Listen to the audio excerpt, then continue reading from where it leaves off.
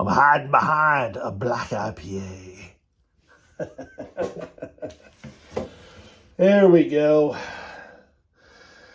Happy Homebrew Wednesday, everybody. It's SJ Pour in Little Face Brewing. I got a little bit of weird echo, so you'll have to, let me scoot you around a little bit. You'll have to forgive the acoustics right now. You don't have to forgive it. They are what they are. So what do we got right here? We have black IPA. Freshly kegged up. Not that awful long ago. When did I keg this? Oh, I don't have it on the board. So I kegged it up before I did the mango wheat. And it's been a little while. And this is a take on more along the lines of a Cascadian dark, I guess you could say. My idea was to not have any, I didn't really want any roasty notes in this. I wanted this to be an IPA that is black.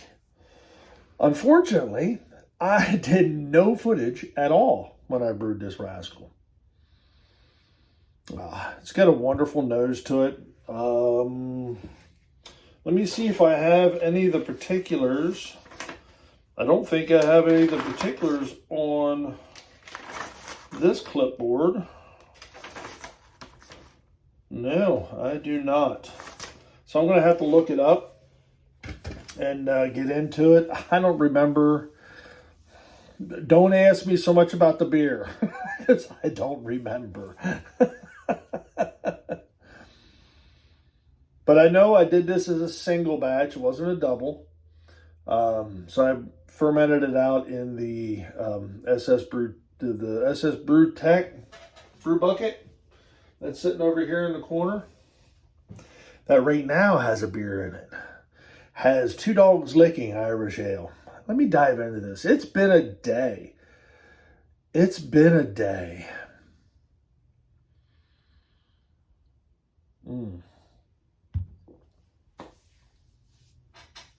Oh, look at the legs on that.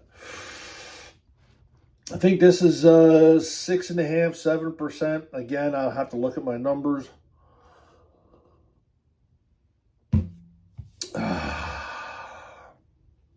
I really like the way this turned out. So what I did was to get the black. Now, I do wish that it was clearer than what it is. It's a little bit on the murky side. And I mean, there's a bit of a reason for that. I used midnight wheat for this. And I used midnight wheat to get the black. It's not bad. I mean, I can see down through the head. I really wanted to be able to kind of see through and up.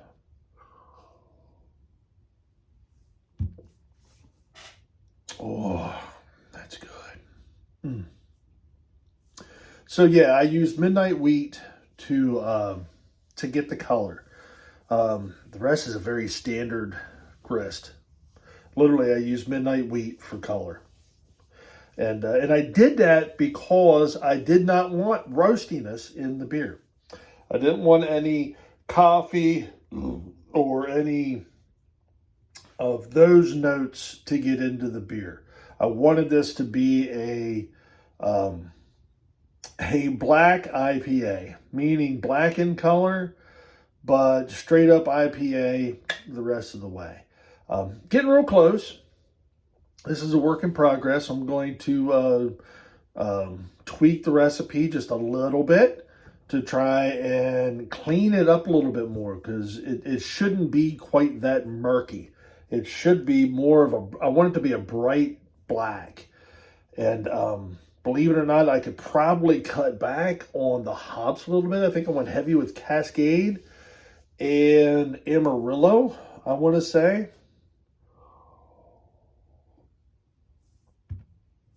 And I fermented this guy out with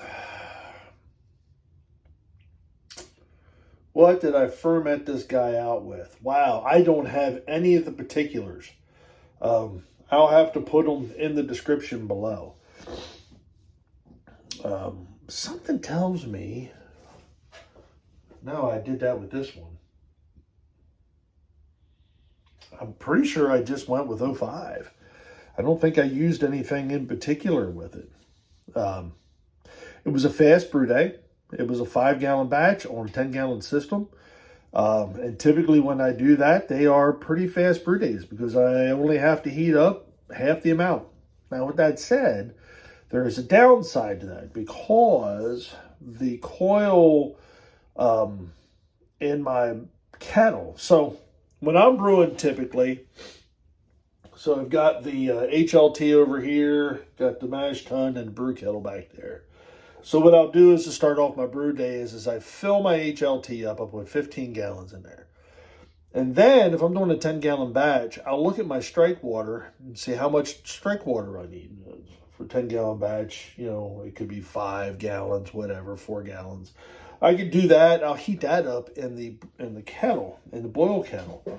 So what I'll start off with is I'll start heating that all up. I'll get that up to like 168, 165-ish area. I've learned that I can go a little bit higher.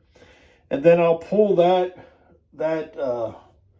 power supply out and I'll plug in the brew kettle and I will commence to heating up my strike water in the kettle. And then the HLT just sits there until I'm ready to mash. So then I'll heat that up to about 168, move it over into the mash tun. By then I've already put my grains in and I'm underlaying. So I'm bringing my water from the bottom up. And what that does is that transfers the water into the mash without creating a whole lot of dough balls.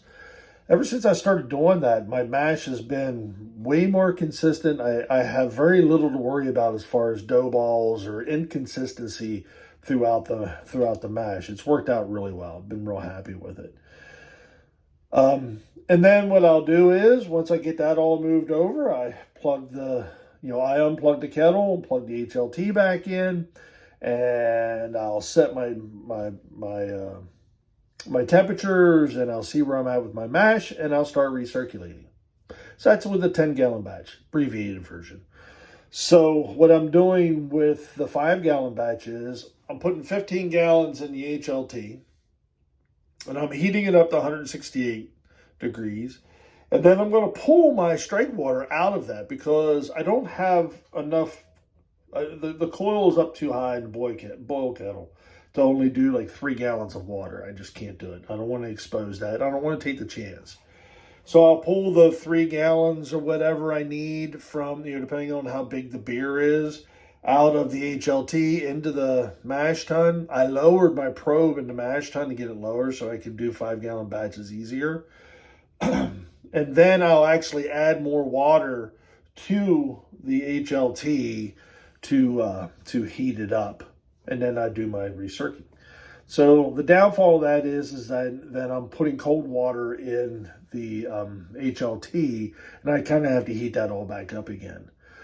But the cool thing was this last brew that I did with the 2 dogs. I did that and I ran it up. By the time I added the cold water in, and I ran it up high enough, it was 168, 169, almost 170 degrees, that everything kind of leveled right out, and bam, I was at mash temperature in both the HLT and the mash tun in no time.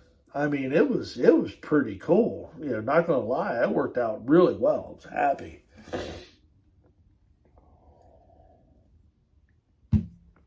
So this black IPA, I want to say, was the third,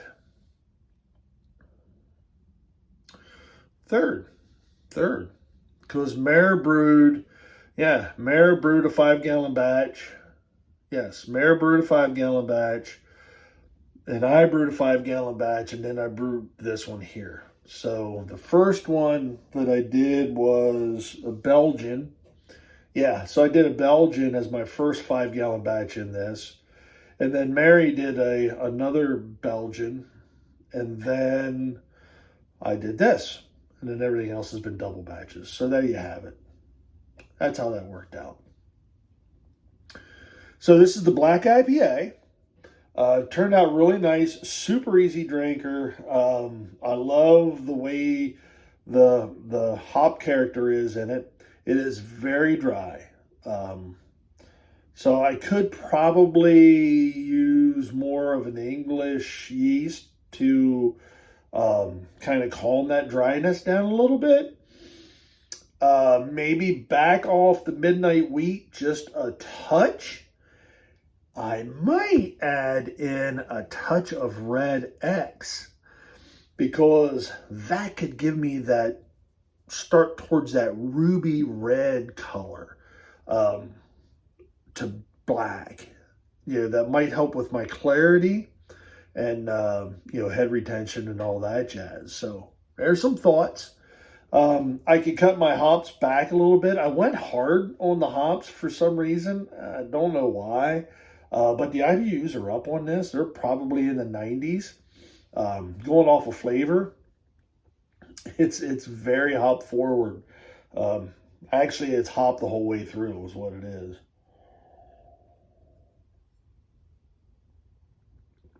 So this is definitely a work in progress beer.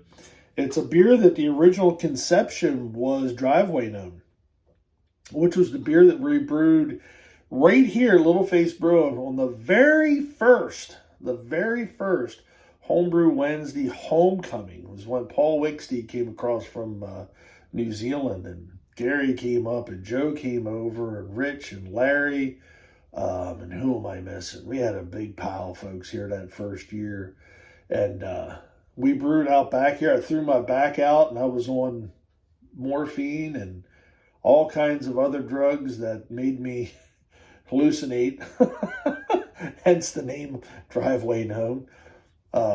I threw my back out that bad. I went into the hospital and there was nothing they could do to help me. And they gave me some good stuff. And when I went home, I was laying in bed. Remember, put me in the spare room, laid me in bed, and I'm laying there looking at the paneling. And we had this weird old 70s style paneling in the house. We still do.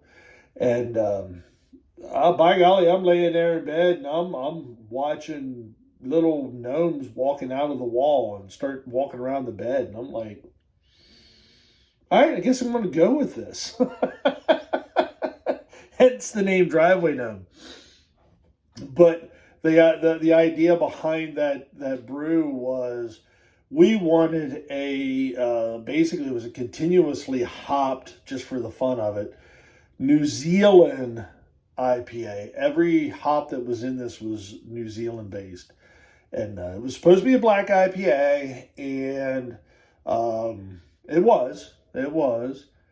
And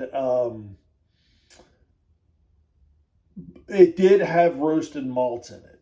But that was, wow. That was a crazy busy recipe. It's 2 pages, of stuff. And it was cool because Gary brought some grains. Paul brought all of the hops. Larry brought some grains up. Joe brought something along. I forget what, Rich, brought some stuff up. I supplied the equipment, the beer here, and the water to brew on. I had 2 systems going down here in the back. Was it just 2? It might have been 3. Now I think of it, might have been 3 systems going down here in the back. And we had a great brew day. Oh, it was fun. That was many, many moons ago. Wow, I have rambled on for almost 15 minutes. Well, there you have it. That's Homebrew Wednesday number 1 for 2023 for me. I'm going to at least do 1 a month. But I've been putting up videos, just different things I've been running across. I still have footage on the phone that I need to put together for more stuff. So Oh my God. Ramble. It's like you guys haven't heard from me in forever and I just couldn't shut up. My goodness. Well, let me get this down my neck.